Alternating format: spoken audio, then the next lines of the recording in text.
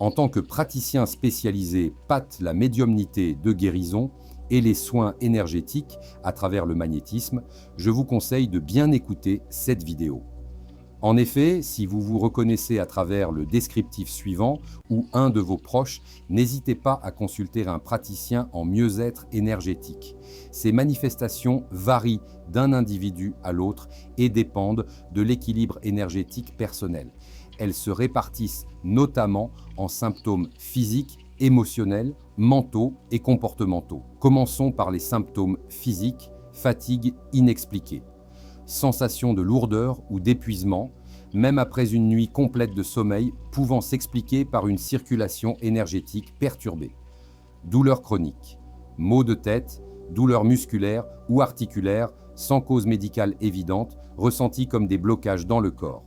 Troubles digestifs, ballonnements, indigestion ou autres troubles intestinaux pouvant être liés à des tensions dans le système énergétique.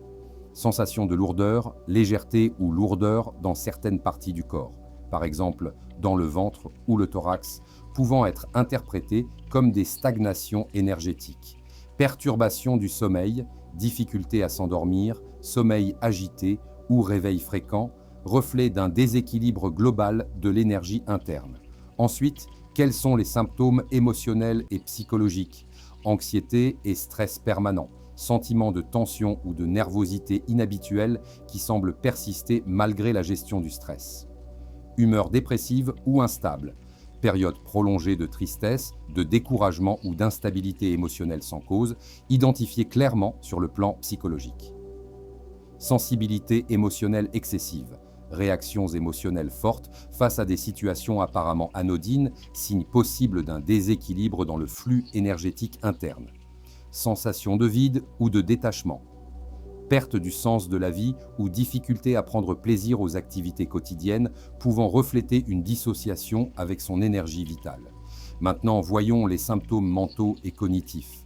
Manque de concentration, difficulté à rester focalisé sur une tâche, trouble de la mémoire ou sensation de brouillard mental, pouvant découler d'un flux énergétique irrégulier.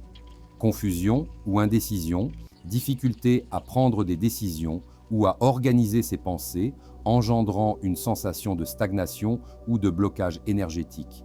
Difficulté à transmettre ou exprimer des idées, blocage ou incapacité à communiquer efficacement, pouvant être liés à des tensions énergétiques dans les centres de communication du corps, le chakra de la gorge.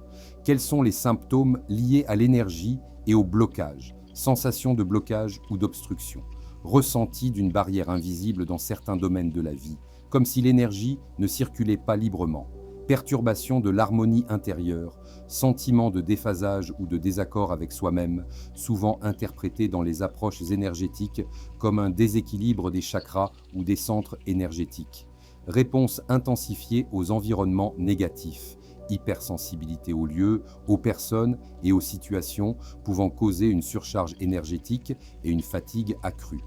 Troubles de l'aura, certains praticiens évoquent des incohérences ou des perturbations de l'aura, visibles ou ressenties par des techniques spécifiques de diagnostic énergétique. On peut retrouver aussi des manifestations comportementales et quotidiennes telles que isolement social, tendance à se replier sur soi-même, difficulté à maintenir des relations sociales équilibrées, ce qui peut être le reflet d'un déséquilibre énergétique interne. Baisse de productivité, incapacité à mener des projets ou à atteindre ses objectifs personnels et professionnels de manière cohérente, liée à un sentiment d'épuisement ou de blocage énergétique. Recherche constante de solutions extérieures, multiplicité des essais thérapeutiques sans résultat durable, pouvant indiquer que l'on aborde les symptômes sans adresser les causes énergétiques profondes. Une question importante, quand consulter en mieux-être énergétique? Face à ces symptômes, surtout lorsqu'ils se combinent et se répètent régulièrement, il peut être judicieux de consulter un praticien spécialisé dans le mieux-être énergétique. Ce type d'accompagnement vise à restaurer l'équilibre énergétique du corps, débloquer les centres énergétiques chakras affectés, harmoniser les échanges entre le physique, l'émotionnel et le mental, favoriser une meilleure circulation de l'énergie vitale pour un bien-être global. Bien que ces symptômes puissent avoir des origines multiples et ne remplacent en aucun cas un diagnostic médical traditionnel, ils constituent souvent un signal du corps indiquant qu'un soutien énergétique peut aider à restaurer l'harmonie intérieure. Le rôle de la consultation énergétique est d'offrir des outils et des techniques comme le Reiki, la réflexologie, l'acupuncture ou des méthodes de visualisation pour favoriser la régulation et la circulation de l'énergie, contribuant ainsi à une meilleure qualité de vie. Pour conclure cette vidéo, je dirais que si vous remarquez chez vous ou chez vos proches ces symptômes persistants, une approche intégrative incluant des consultations de soins énergétiques, pourrait apporter une aide précieuse pour retrouver un équilibre global, tant physique qu'émotionnel et mental. Si cette vidéo vous a plu, n'hésitez pas à liker, vous abonner pour voir l'intégralité des vidéos sur ma chaîne. Bienveillance à vous. À très bientôt.